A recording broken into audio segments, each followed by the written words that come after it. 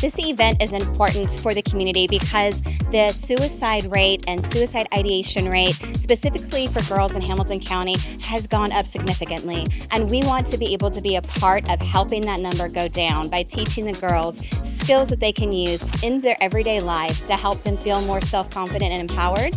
And that is really our goal, just to help increase those girls' self-confidence.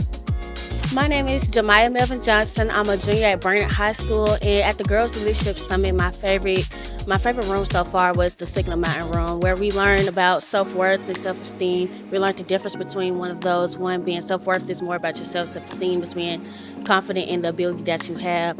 I really love the event. I think it helps a lot of girls here, especially with mental health and learning about your mental and your physical health.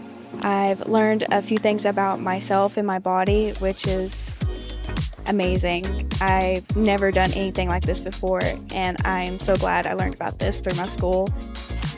Today at the Girls Leadership Summit, I learned that a key skill that every young woman should have is to know they're beautiful in their own way, and that they shouldn't let anyone bring them down. They should know how important they are.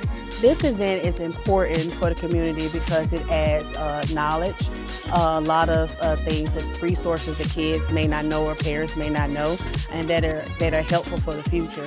Next year in February, we don't have a date yet, but we know it's in February because it's Teen Dating Violence Awareness Month is why we're doing it in February. And we find it very important to help empower them and spread the awareness of teen dating violence awareness as well. So next year, February, it's an annual event. And if you would like to get involved or sponsor or support us in any way, you can check out our website at girlsleadershipsummit.org.